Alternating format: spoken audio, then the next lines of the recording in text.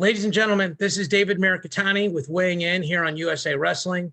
Glad to be back with you for another week. It's episode 190. I guess Austrian, that tells you how old I am that I've been doing this for this long. I'm Welcome older back. than you are, so I don't want to hear about it. We get to talk about wrestling. It's February. What's crazy is we're 5-6 weeks from the national qualifying tournaments for the Division Ones, and it just feels like we just got started. We did. Yeah. It's amazing that it's come up this quick. Yeah, for sure. Well, we want to get, unfortunately, a couple of sad things out of the way. First thing is we want to give our condolences to Eric Duggar down in and his family in Tulsa, Oklahoma. He's a friend of USA Wrestling, was a longtime official. I was actually friends with Eric. He had done some volunteer work at the Big 12s. And if you go to Tulsa, you're involved in junior duels, Eric was the man. He was one of the guys, the glue that made it happen, worked on that committee. No, there's no words to say. We just wanted to acknowledge him and say rest in peace. And then another sad thing in the world of wrestling is it just came out recently that the Division III tournament's canceled. You and I were talking about it off camera. I'll let you go first because you had some interesting thoughts. Yeah, you know, these kids, they gear up for this second year in a row. They did not get to have a national championship. Like we had talked about, these kids don't get scholarship money at Division III. Division I, Division II, NAIA, junior college are all willing to get money. And, you know, the schools allow them to do that. The NCAA allows it. Division III doesn't. And so they're paying good money to go to these schools and they're not getting to fulfill all their dreams. It's great that they didn't count this year against anybody, but 2 years in a row, you just hate to see kids go through that. Yeah, really well said. Can't add anything to it. I mean, we obviously know a lot more of the Division I athletes. We had Nick Piccinini on last year, right after it was over. I've known Nick forever and am friends with him and his family, and he went straight into MMA. He obviously would have had another year this year, but some of these guys don't want to go to college for 6 or 7 years. Like Boo Llewellyn has already said this is his last year, you know, because he already had an injury. And so, I mean, this is his 6th year. And you think about it, college, I mean, you kind of get, I think we kind of remember things differently. Like, hey, there's something too, going out and getting a job and doing what you want to do and things like that. So, like I saw Frank Popolizio is putting together the New York State tournament at Journeyman. So big shout out to Frank for putting that together. Maybe somebody can figure out a way to do that for those D3 kids. Cause like you said, they're truly just pursuing wrestling because they love wrestling. The other thing to say about those D3 kids are most of them are really freaking smart because those are really good academic schools. I actually graduated from Washington University, which is a Division III school in sports. And like the business school is one of the top 25 in the country. I went to school with a lot of smart kids. Yeah, and you know, things people don't understand is you go to school for 6-7 years, you run out of classes to take. And like you said earlier, these kids are smart kids. And, you know, you hate to see them just spend money just to spend money to try to get another year wrestling in. Yeah, it's well said, man. I agree. Hopefully somebody can figure something out. So we're going to jump into the rankings and do something a little different this week. We're going to go to the team rankings first. Going to try to do a better job of managing our time, but the team rankings most years are super interesting. This year we feel like there's the rabbit and a bunch of people chasing the rabbit down. We showed this last week. If you're new to the show, what we do is take the compilation of, in this case, 6 different sources: Intermat Flow, WrestleStat, Win, Track Wrestling, and the Open Mat. Those are the acronyms there on line 2. Mark actually puts these together, so shout out to Mark for doing that. We go in and sort them from big to little, and those are your rankings. So easy way to understand this, if you look at Iowa, they have a high point of 156 and change, a low point of 132 and change. Their average is 184. So they're first on down the line. But I think there's a couple things, Mark, like you and I like to pick matches. We like to pick scores. We like to have fun with it. And I think what I would say to you is this: Iowa feels, first of all, Iowa feels like they're going to win the tournament, right? So let's start with that. But they've got a bunch of guys to me that feel like they're sort of ranked about as high as they can be. Obviously, Spencer Lee's ranked 1. That's as high. Jay Nyerman's ranked 1. That's as high. Michael Kemmer is ranked 1. That's as high. Tony Cassioppi's ranked 3. He hasn't beaten those 2 guys, so it feels like he's sort of at his ceiling. Marinelli's at 2. Certainly he could beat Mekhi Lewis, but he hasn't. They got a bunch of guys that are ranked really high. And it reminds me of that Oklahoma State team, the year that Penn State had Suriano and all those freshmen. And they started out ranked like 8th or 9th and just eventually ran them down because those guys had so much upside in their rankings. I don't think that's going to happen this year. I mean, if I was a gambling man and somebody said, you can take Iowa or you can take the field, I'm taking Iowa. But you had some interesting thoughts on the spreads of these. So I wanted you to get a chance to talk about that. Well, I guess what we've seen everybody from Iowa wrestle this year that's going to wrestle in the lineup. Except Assad, if he goes at 184. I mean, we've seen their starting lineup at one time or another. Marinelli didn't wrestle this past weekend. But besides that, we haven't seen Michigan's full lineup yet. So it's kind of hard to tell what they're going to look like. On paper, they're going to be really, really good. And I think they're going to be up there to fight for a title shot. Oklahoma State, we'll talk about this a little later. Found out this week that Cade Brock will not be competing this year. He was ranked as high as 5 in the country on some of the polls. I'm not sure where we had him in the regular rankings when you combine everything. Penn State, we've seen part of their lineup. We haven't seen Kirkfleet. We haven't seen 25-pounder. So it's kind of hard to say what these teams are going to look like. So on paper, I mean, if we were going to send a trophy out today, I'd probably send it to Iowa without a doubt. But, they do have to compete. They're going to compete with Penn State next weekend. They see Ohio State this weekend and Purdue. Yep. Again, we talk about tiers, and obviously Iowa's standing alone. I think Michigan is going to be as close to second right now as we're going to get. And then we see 3 teams, 64, 63, 61. Any of those 3 teams could sneak up there and push Michigan and be biting on the heels of Iowa. So that's kind of what the numbers say.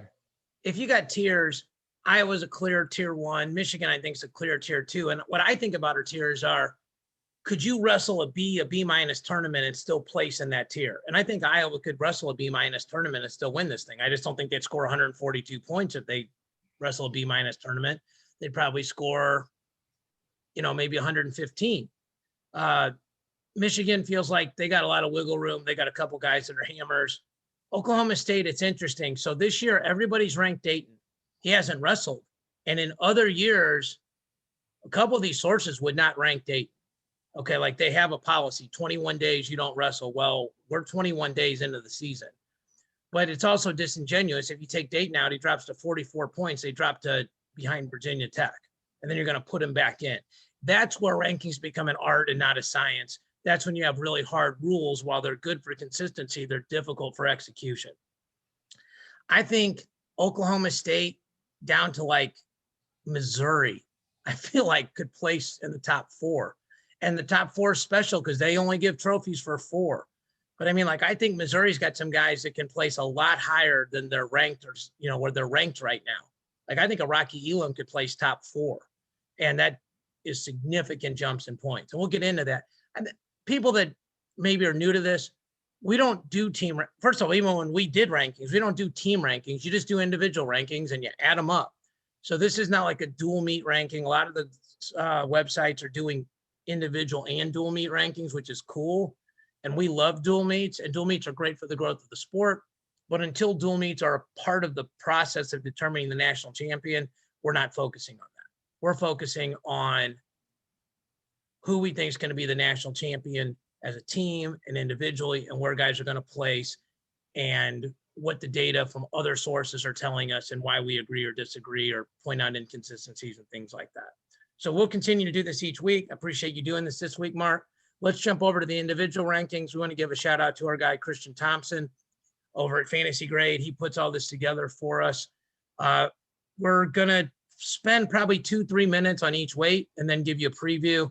125, the guys we highlighted here, Alex Mackel, Devin Schroeder, Rayvon Foley, Nick Aguilar. So I'll kind of give the data on this and then get your input on it. Alex Mackel has been announced he's not with the team. He's got a baby coming. It's just going on the next step of life. That bumps everybody up a step. If you look at that, that puts like Sam Latona, Patrick McKee, Taylor Lamont, Brody Teske, all those guys 1 round closer to being an All-American. Devin Schroeder was ranked as high as 2 or 3 and has taken a couple losses, so he's down. Rayvon Foley lost again this weekend to Malik Heinzelman, who's kind of starting to blossom. Not everybody's a hammer right coming out. He was a great high school wrestler. I actually coached against him in the world team trials, really skilled. I think he's maybe putting on a little bit of strength, and that's making a big difference. And then Nick Aguilar, I pointed him out because he's 0-4. And I think that's an interesting conversation when you're doing rankings, because clearly this ranking is based on not just this season, it's based on body of work. And that gets really complicated. It's not going to count in the seeding formula except for the coach's rank. The coach's rank will bring that in, but all the hard data stuff, it's not going to count. So take a comment about any of these guys or anything else you want to talk about. Yeah, Mackel, obviously leaving Iowa State, I enjoyed watching him wrestle. He was a competitor. I think they're going to be in good hands with this freshman they have out of Hawaii that I think's done an adequate job as a freshman. Schroeder, you kind of wonder, not being able to wrestle at nationals, how these kids are going to come back the following year, not really knowing what's going to actually happen. I feel like maybe he thought this was going to be a little easier than it is. Heinzelman, I love watching him wrestle. I think we had talked a couple of years ago. He was just so small for 25. And I think he's actually grown into 25 after 2 years. So now you're starting to see the talent he had when he was small, but couldn't finish things because he was giving up weight and strength. And now he's able to finish some things. And Foley still is a wild card to me. He's very talented. I wouldn't want him on my side of the bracket if I was in the 5 or 6 or 7 seed and I got to wrestle him second round. I wouldn't be real thrilled to see him. So besides that, the guys that are there deserve to be there. D'Agostino from Northwestern, we haven't seen him wrestle yet. So we're going to find out hopefully this weekend. That's the problem that we've had most of the year, David, is that we haven't seen some of these kids. So kind of hard to say exactly how they're going to be. Yeah, for sure. I think the other one to point out is Patrick McKee's bounced back nicely from losing by fall to Spencer Lee, which certainly that's what most guys do. So that's not a shock. And Brody Teske got a win over Master Giovanni, got a 4-point near fall, a ride out, and an escape. But he's starting to validate, right? He's a guy with a big, broad ranking, like from as high as 5 to as low as 15 and not even ranked by one source. For you and I, that's huge. If he can be in the top 5, now he's 12, but there's a big point difference, and we've talked about that, and we'll continue to talk about it. So we'll keep it moving, go down to 133. The guys I highlighted here, Stevan Misick, Jamie Hernandez, Job Greenwood. Greenwood comes into the rankings. He was kind of a no-name in terms of national notoriety, obviously a good wrestler, picked up some big wins. And then Hernandez also with some big wins over the weekend. So we got floated a really nice article on this.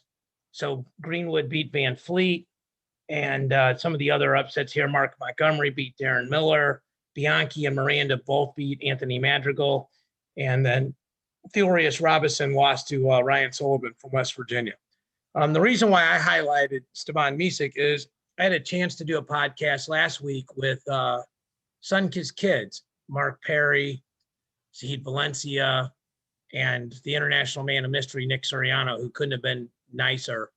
But there were rumors that Misick was going to stay down at Sunkist, and he's not. He's going back to Michigan. So that's huge for Michigan's chance to take first or second. Obviously, when you got a guy who's that good.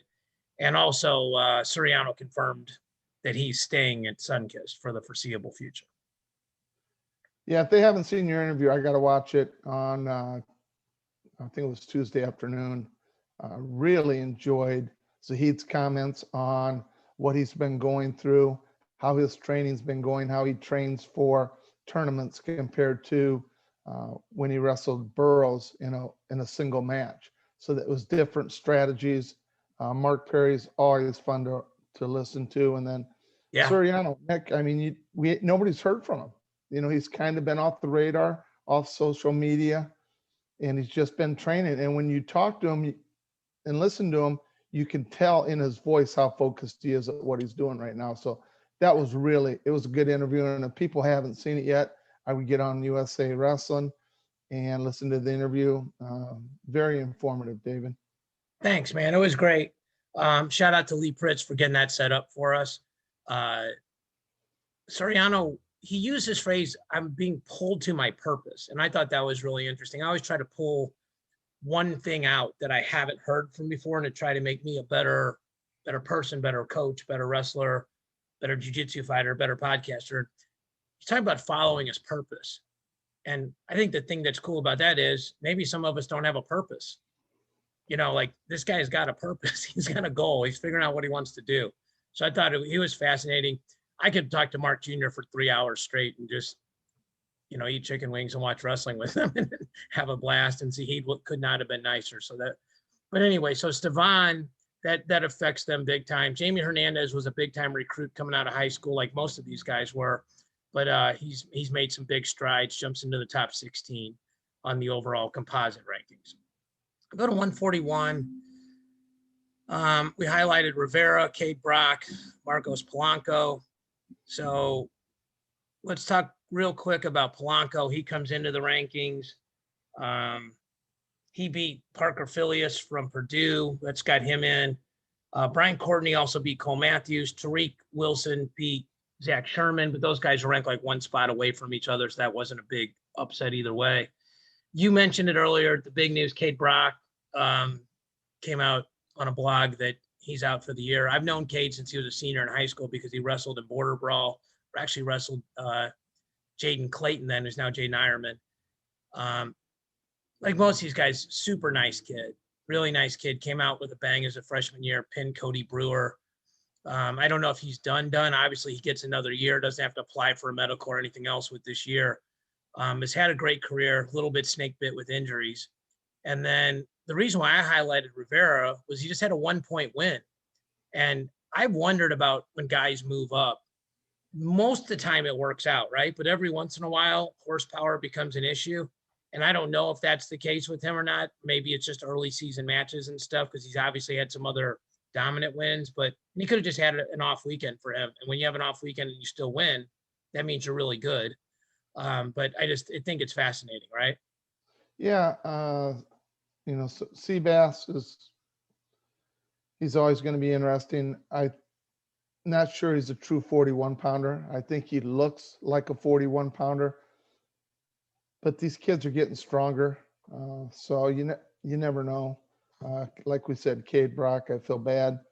Tarik Wilson did beat Sherman last weekend in a duel, which was big for him. He lost to him in the conference tournament last year in the finals. So nice to see him coming back. And he's another one, David, that we thought last year he jumped up to 41, was a little small for 41, struggled a little bit during the year. Very talented, a lot of upside. So I think he's grown into that weight also. So I think he could make some noise at this weight this year. His length is a problem. He was losing to Sherman. I happened to come home on Friday and it was on the ACC network, so I watched it. He's losing. Great match, like 1 point and just 20 seconds left, just blast doubled him from about 9 feet away and went feet to back for 4. So he's got some things that are hard to stop. And he's a guy that placed the top 3 at nationals and gave Seth Gross the best match he had that year by far.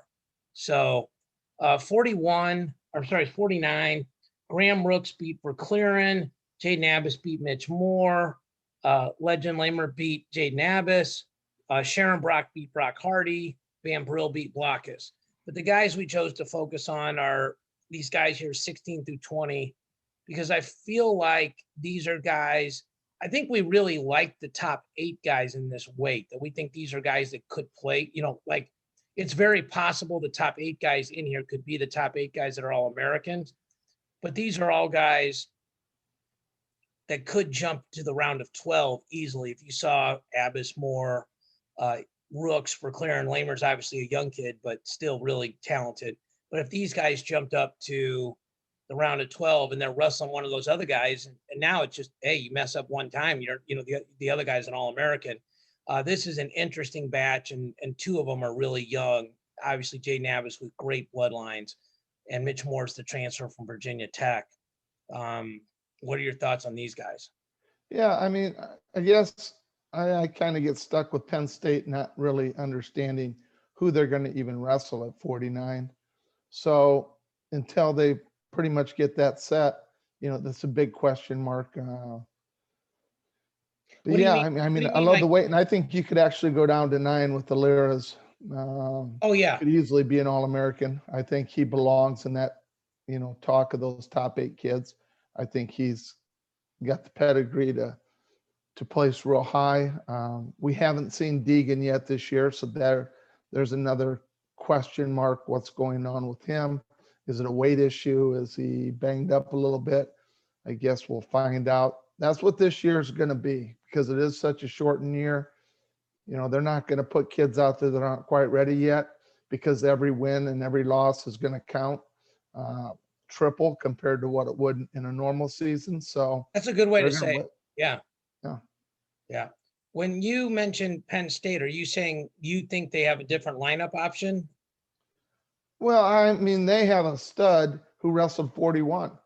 He's not going to beat Nick Lee, and I don't want to mispronounce it. I think it's Bo Bartlett. Bartlett. Yeah. So, I mean, Bartlett is the real deal coming out of high school. He's wrestled some freestyle. He wrestled in senior level events when he was in high school and had some big wins. I mean, he's very, very talented. You can't wrestle 2 guys at the same weight. This isn't NAIA. So everybody kind of assumed he was going to go up to 49, yet he's weighing in at 41 and wrestling exhibition matches. So I think he's a great option for Penn State, but why wouldn't they have already had him in there? So that's kind of part of the question marks everybody has. You had an interesting thought a couple weeks ago, just you and me talking. What if Penn State wrestled Bartlett at 41 and wrestled Nick Lee at 49, and where would we rank Nick Lee? And I think we said we thought we'd rank Nick Lee 1 or 2 if we were doing the rankings. So, I mean, who knows what they're going to do. Couple things that play into this stuff too that we kind of forget about. It's like Nick Lee's in the Olympic trials. So does it make sense for him to wrestle 41 if the weight class is 143, or does it make sense for him to wrestle 49 and basically cut no weight all year, and then, does that help him more? Obviously they got some pretty good coaches up there at State College that'll probably figure out what's ideal for him. But the interesting thing too is he's in the same bracket Olympic trials wise as Zane Rutherford, who I'm sure he's training with. Those are, so those are some interesting complications, and I always call those things first world problems, right? Like there's problems and there's challenges. We're not going to question what Penn State coaching staff is doing. There's a reason that they didn't hire you and me for Penn State job, obviously. So I think Kel's knows exactly what he's doing, and there's a reason behind it. I would like to know the reason, but well, I think it's probably a function of 2 things, right? Either they don't think Bartlett's ready to be an All-American at 41, right? Or they don't think that Nick Lee could win the nationals at 49. Because if you thought Bartlett's a top 8 guy and you think that Nick Lee is the number 1 guy, on paper, that gives you more points. I mean, clearly there might be a bunch of other factors, but I mean, those are at least 2 things that make sense.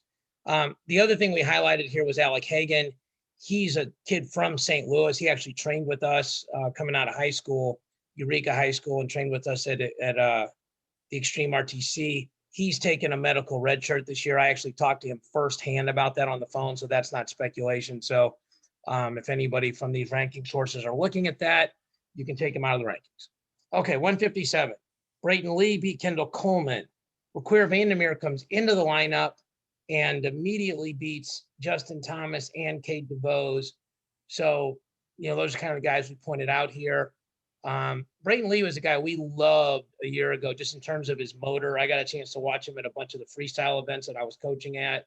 He actually beat Sammy Sasso, just wore him out in one match out at North Carolina State at the trials. He's an interesting guy too. Like, he looks like he's okay for the size at 57, but still kind of growing into it a little bit. Obviously, they knew he was going to go up because they got Blockus to come in from Northern Iowa. But this is a weight where, to you and me, Deacon, Hidley, and Carr are on a tier.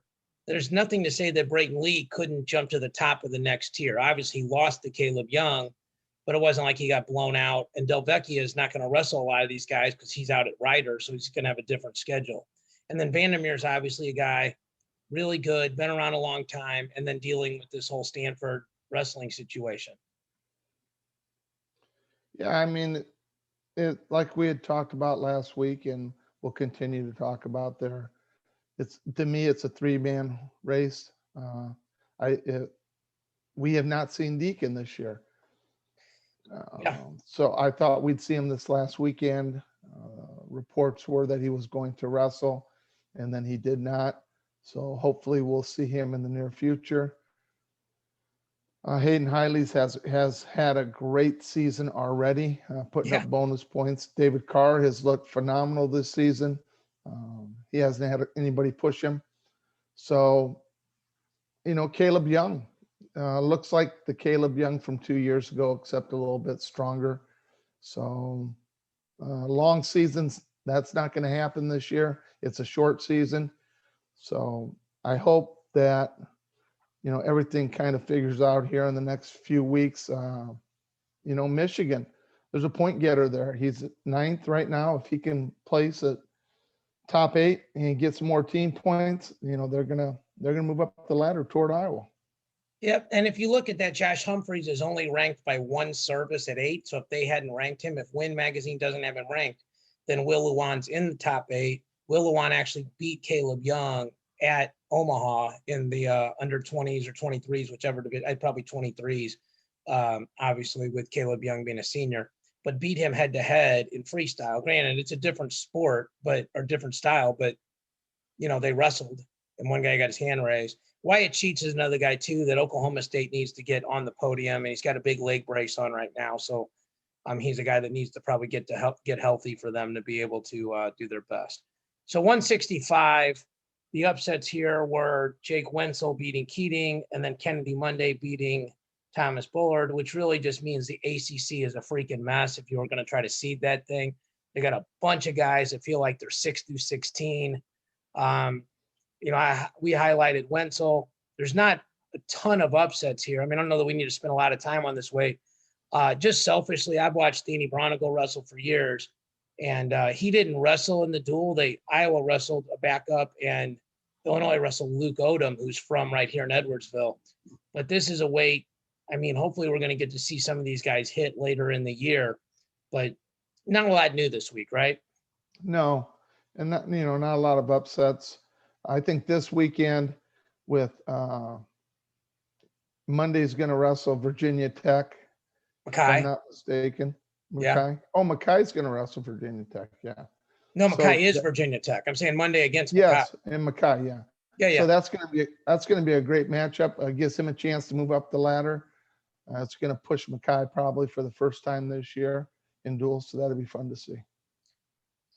So this is probably the one we're going to spend the most time on. Okay. So let's get into it. Here's what happened at 174. Donnell Washington beat Carter Starachi. Cody Howard beat Devin Kane. Daniel Bullard beat Devin Kane. Paul Pierce beat Jacob Oliver. Jackson Turley tech fall Jake Aller. Dustin Plott beat Lance Runyon. Cade King beat Anthony Mantanona. So I'm going to just run through the other stuff, and then we'll get to, I think, the big thing. Anthony Mantanona is having a tough season right now. Super high upside guy. Obviously needs to wrestle more consistently. Devin Kane takes a couple losses and drops pretty significantly. He dropped like from 8 to the 20s, at least on one source. Dustin Plott's a guy that we talked about that wasn't ranked even by a couple people last week. Super talented freshman, moves his way up.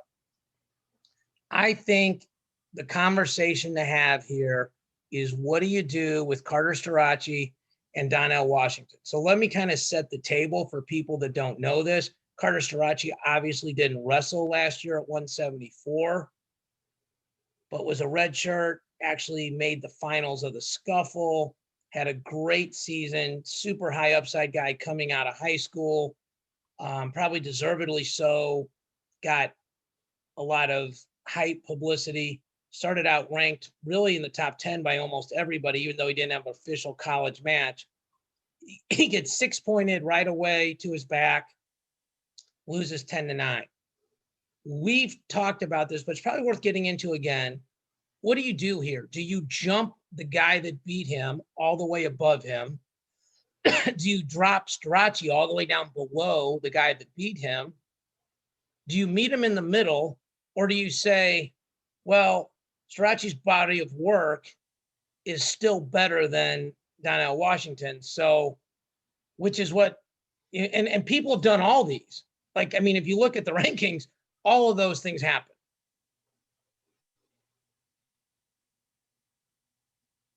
So what do you think? What would you do? Well, I think you have to rank him ahead. Donnell Washington should be ranked ahead of Carter just because he beat him heads up. You know, you can't really go into body of work this year because Carter's got 3 matches in. They were all fairly close matches. He didn't blow anybody out that was, you know, ranked very high. Washington does have a loss this year. So me personally, I would rank him ahead, but we know Starachi's going to be good. It may take him a while. He was, I think, 18-0 last year as a redshirt freshman, won everything he wrestled in. So we know he can do it. He just hasn't put it together yet. It could be a weight thing, could be making them wait 3 weeks to have their first duel. So you just never know. But I would rank Donald ahead of him. In fact, I would rank Plotz ahead of him. I would rank a few kids ahead of him right now just because they've been out competing. So it's super interesting because when you and I would do the rankings, we would argue, and this would be one I would argue on. Because what I would argue is 18-0 plus everything he's done should not be wiped out by him losing a 10-9 match. So, and listen, that 6-point move was not a lucky move, but if he doesn't hit that, it's not like he got taken down 6 times. He got put to his back once, came all the way back. Neither one of us are right or wrong, right? Like, I mean, that's the whole point of rankings. That's like when people say, hey, rankings are difficult. You know, they are, because sometimes you put a number next to a name and you feel really good about it. And sometimes you just go, man, we just got to get through this. And then the question becomes, if you move Donnell Washington above Carter Starachi, do you drop Starachi down or leave him there? Because if you don't, like, Flo put Donnell Washington at 6, open mat's got him at 20, intermat and track got him at 17 and 12, and Amateur Wrestling News and Win don't even have him ranked. And excuse me, you know, 4 of the 6 sources went with body of work. They left Starachi ahead of Donnell Washington. So we're not here to say who did it right or wrong. We're here to point out this is a hard job, and there's a bunch of ways to look at it. And obviously, you know, I love it. Well, I'll get sorted out at the end of the year anyway. That's true, sure. But then why even seed a tournament? Let's just throw them all in and do them pool style like we did back in Fargo, where just, you know, you just keep wrestling until you lose twice, because seedings and rankings matter. If you're really good, you should get easier matches early. You know, that's the idea behind theoretical fairness. So, but a really fascinating case study for this week. We go to 84, and Parker Keckheisen beat Dakota Gear. Owen Webster beat Max Lyon. John Poznaski beat Max Lyon. Owen Webster then beat Poznaski. Lane Malchewski beat Rocky Jordan. And Michael Batista beat Greg Harvey. I thought Mirikitani was a hard last name, but they just do a bunch of them at me right there. So hopefully I got all those right. I think the matches we want to concentrate on are Zach Bronigal beating Nelson Brands in overtime and Parker Keckheisen beating Dakota Gear. I'll let you start with the Brands Bronigal match. Yeah, it was a great match. I was able to watch it. I think they're about as even as you're going to get. I think Bronigal was bigger last year. He beat Brands at the Midlands. I think Brands is starting to grow into 184. So, I mean, that match, they could wrestle 10 times and it could be 5-5. It would not surprise me one bit. But I was more impressed with UNI's. I think Parker wrestled a really good match. He's got a huge gas tank, just keeps attacking. He had Dakota Gear on his heels most of the match. He was as impressive as anybody I've seen at this weight. But I haven't seen the top tier guys wrestle this year. So, but he looked really good. So I think they're ranked where they should be. I really believe that. Keckheisen's a guy that wrestled everywhere in the summer. He's an Aspen Wrestling Academy kid and made huge strides. You could see it coming. And that's kind of what you need to do if you're not that superstar tier 1 guy, like, coming out of high school. You got to work hard to pass guys. So 197, only one upset. Bonacorsi beat Aiello. All these guys keep beating each other in the top. Like Trumbull beat Bonacorsi last week. The ACC is really good, but it's going to be hard to seed. We highlighted Aiello because he fell, Bonacorsi because he rose. Again, body of work wise, people got them both directions. Some people have Aiello above Bonacorsi and vice versa. And to me, I'm a nerd, so I'm a data point guy. And if you have 5 data points that are better than this one, even if it was head to head, I generally go with the 5. But the other thing is recency, right? Like if yours is the most recent one, maybe that counts more than something that happened a year ago. And that's the internal struggle that of all of these are. And we highlighted Ferrari just because he continues to win. He beat Bastida. So, that was a good win for him. He'll wrestle Woodley this weekend in Bedlam. So that would a chance to put him in the top 12 line. And most importantly for him, he's undefeated right now, which is going to help him at the end of the year. I want to make sure we get through this. We've got about 6-7 minutes left. I want to get through heavyweight and then talk about a couple of matches we're looking forward to. Heavyweight. So Christian Lance beat Trent Hilger. And then Josh Heinzelman beat Nathan Traxler, which is a good win. I know Josh real well. Big win for him, and his dad's an awesome guy, but Traxler bumped up for the duel. So it's not like he beat a top 10 guy at 97, but he didn't beat a heavyweight. But really good freshman year for Heinzelman so far. Jordan Wood, we highlighted because he comes into the rankings. And then we highlighted Kirk Fleet and Neville's because right now Neville's is wrestling. But if you take Kirk Fleet out of the rankings in those sources, they lose team points because of the fact that they got him 6 and 7 versus, off the board. So what are your thoughts here on heavyweight or 285? It's going to be interesting. Like I said, you've got 2 tier, you got 1 tier at the top 2 guys right now. We kind of thought Kirk Fleet would be in that conversation of that top tier. We have not seen him. Supposedly he is hurt. They're hoping to get him back by the end of the year, but with no matches under his belt coming back at the end of the year, how productive will he be? The rust, he hasn't wrestled for 2 years now. So, it's kind of hard to say where he's going to end up. Cassiope had a big win over Luffman. I was able to cradle him up and pin him this last weekend, which was kind of shocking with Luffman beating everybody he's seen this year and had some really good wins. Hilger keeps going, I guess, in a different direction than I anticipated he would go. Lance, they said he was going to be better this year, and I think he's proven that he's better this year.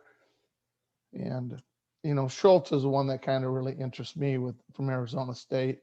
Yeah. He hasn't lost. He's had some really close matches, but he keeps winning every match he has. So I'm kind of looking forward to seeing what he does this year. He's a super hard guy to score on because of his Greco positioning. what I think is going to come down to is he's not a super tall heavyweight. A lot of those heavyweight matches come out to the rideouts, right? And even the riding time of the rideouts. So does he have some tricks on top to win those matches? Because he's going to be in every match because he's super hard to score on. An obvious statement, the Big Ten is pretty freaking good at 285. You got number 1, number 2, number 3. Then you got Kirkfleet / Neville's. Then you got Luffman, you got Hilger, you got Christian Lance, you got Taint Orendorff, all in the like half the top 15 are Big Ten schools. So I bring that up because if Kirkfleet comes back late, it's not like he's going to get a lot of warm-up matches. So just something to point out. So we got about 4 minutes left. Just want to point out some matches this weekend that we're looking forward to. And we look at matches that could impact the rankings, which then in turn can impact the team rankings. So a couple things we highlighted: Illinois at Minnesota. We like 125, we like 165, and we like 184. We think those are matches that are interesting there. You got McKee, Sparks, and Webster against Cardani and the Bronagles. You know, those are matches that should be really interesting, probably super competitive, and could change things. NC State, Virginia Tech. If you watch one duel this weekend, watch this duel. Ton of great matchups. 125, 141, 149, 165, 184. 184 is probably the match of the weekend, right?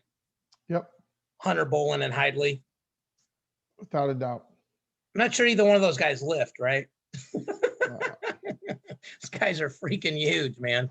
So Nebraska versus Rutgers. I'm fascinated to see Chad Red, Sebastian Rivera, right? That'll be a good. I think that will be a good match.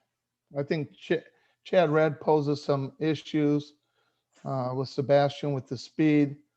Sebastian, obviously, his positioning is so good. If Chad makes any mistakes whatsoever, he's going to get in a little bit of trouble. But it'd be a good test to see where both of them are at this time of the year. The guys that have beaten Red have been able to get a takedown and ride him hard. You know, take a lot of starch out of him, take his energy out. Rivera was a good rider at 133 and 125. So it'll be interesting to see if he can continue to ride that hard. He has done it like he did it against Michigan, but this is a different level. If the match is on their feet the whole time, obviously Chad Red's got a much better chance to win that match. And that would upset the apple cart pretty severely in the rankings. So on Sunday, there's Bedlam, Oklahoma State, Oklahoma, a couple injuries on both sides. But we mentioned this. Woodley Ferrari is going to be a very interesting match, I think. We were looking forward to seeing Cade Brock, Dom Demas, but I think 197 is a super interesting match there, right? Yeah, I think this is going to be the time you see if Ferrari's for real, because I think Woodley is a quality opponent for him right now. He was one of my favorites, the way he's been wrestling, the way he wrestled against Iowa State 2 weeks ago. So, if I get a pick right now, David, I'm going to probably put the match at even. I know you would take probably AJ, and I would take Woodley. Well, Woodley's a stud. He beat Jacob Warner in Omaha, so top-notch guy. Last duel, Iowa. There's obviously a ton of duels. Last duel, we're focusing on Iowa, Ohio State, 141, 149. And then the last 4 weights are all matchups that are super interesting, will impact the rankings. So these are some matches to keep an eye out for. We're going to come back next week once everybody's done their rankings again, sum things up, and we will officially be less than 4 weeks away from the conference tournaments. So for Mark Ostrander, I'm David Mirikitani. I want to thank you guys so much for watching and listening and sharing and everything else and all the nice comments we've gotten off the air and the support. We'll talk to you all next week.